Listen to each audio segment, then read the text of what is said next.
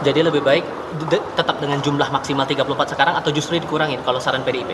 Enggak, kalau saran kami sih sebaiknya itu diserahkan kepada hak prerogatifnya Presiden untuk bisa membangun satu birokrasi pemerintahan yang efektif dan efisien, yang berhasil guna, berdaya guna. Ya, bentuknya terserah, jumlahnya terserah, karena dalam Undang-Undang Kementerian Negara sudah mengamanatkan seperti itu. Silakan, gitu ya. Yang penting adalah yang mengisi itu adalah figur-figur yang punya keahlian profesional, ya. Boleh tidak kaum profesional yang punya keahlian itu datang dari partai politik? Boleh, ya. Itu yang disebut dengan seakan kabinet itu. Ya, kita dorong supaya bisa dibentuk seakan kabinet. Mereka-mereka yang memang punya keahlian, kemampuan di bidangnya. Ya, bukan sekedar bagi-bagi jabatan atau bagi-bagi kekuasaan, ya. Jadi menempatkan orang itu penting. Dan kalau sudah ditempatkan seperti itu, akan lebih penting lagi ada jaminan bahwa itu tepat. Artinya tidak lagi diganti-ganti di tengah jalan.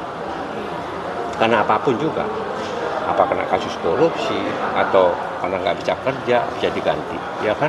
Itu harusnya bisa betul-betul sehingga dia fokus kerja itu tenang. Ya, fokus gitu ya. Bisa nggak? Bisa. Zamannya Ibu Mega nggak pernah bagi menteri. Selama kabinetnya Bu Mega nggak pernah mengganti menteri tengah jalan. Makanya pemilihan menteri, pemilihan pejabat itu menjadi faktor yang sangat krusial.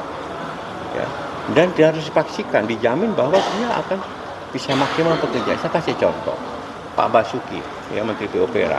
Ya, kenapa bisa maksimal? Karena ada kepercayaan dan terus-menerus selama 10 tahun, ya. Jadi harusnya seperti itu. Kita harus belajar dari masa lalu. Oleh sebab itu, pelajaran di masa lalu tidak semuanya buruk. Ada juga yang baik. Zamannya Pak Harto misalnya, pernah nggak kalian menteri itu terus kembali diganti-ganti tengah jalan? Tidak. Karena dia akan memilih betul yang paling profesional di situ. Ya, sehingga tidak di tengah jalan diganti, kecuali dia meninggal dunia misalkan. Ya kan, zaman Bung Karno juga seperti itu. Ya, betul-betul seperti itu, bukan mengakomodir kepentingan politik sesaat. No.